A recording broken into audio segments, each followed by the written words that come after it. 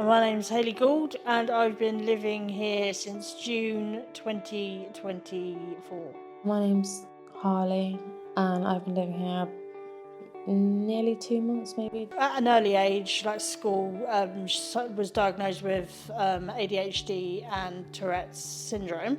I think I was 21 when I was first committed to the hospital under section, and it's basically been a struggle of kind of like self-harm with multiple diagnoses of mental health as I've grown older as well. I experienced childhood trauma.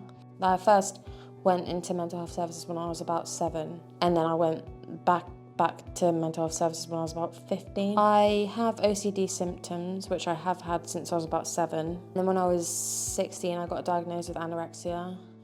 And then when I was, just before I turned 18, I was diagnosed with emerging EUPD.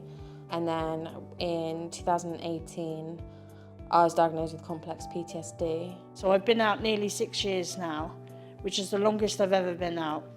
I have not self-harmed at all, and I have been making my way through the supported living system, and I'm nearly at the end of that journey with the supported living, because next step is independent living. So I had to leave education like maybe two months after I started college. Kind of like isolated me from a lot of people I just kind of lost contact with, but like on the other side it kind of made me come into contact with people who were struggling with similar things to me. It's nice to know that you're not by yourself and like have people that you can talk to that understand exactly what you're going through. I've absolutely loved it here, and it's so quiet. So my sleeping pattern in my whole life has always been ridiculous. Since I've moved into here, in 1 year, I have slept so well every single night. That's a brilliant thing for myself, and the staff are amazing here as well. Obviously I haven't been here too long, but I've been going out by myself quite a lot, like catching the train for like the first time in like over 2 years, interacting with like all the other residents who are really nice and making new friends and stuff. I've become a lot more independent in what I'm doing. So the last place I was at, I was getting staff to come with me to do food shopping. I was getting them to come with me to doctor's appointments and stuff like that. Anything I needed to do, I needed someone with me. Now, since I've moved here, I do everything myself. I go to doctor's appointments myself. I do my food, so everything I do myself. I go to a group on a Wednesday evening in Guildford. It's a really good group. It's really supportive. Everyone listens to you. I think it's really important because obviously being in hospital, I was in hospital for about 2 years in a psychiatric ward, and you are around a lot of people, most of the time, there's always someone around.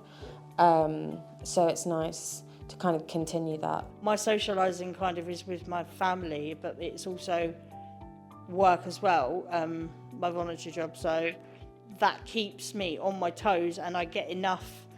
I'm satisfied with the interaction that I've had in the day, so I'm not lacking anything in the day. At first, I kind of wasn't confident enough to, talk to the customers and that. But now, like, I'm like, hello, oh, have a good day, And it's the only thing that I've stuck to with anything like that for a very long time because of my mental illness. There's so many ways that it's improved my life, honestly. So a few years ago, I started writing a book, and it was just like, it wasn't really to go anywhere. It was just for me to get things out of my head. It's called Breathe by Harley Rain Ciccone. It's just about things, quotes, and like poems and stuff that I've just made up in my head about, I don't know, mental health, grief, just life in general. People struggling with anything really, you can hopefully relate to it, and it just gives like people a little bit of hope that things can get better. I am probably at the peak of the best time of my life that I've ever been able to get to.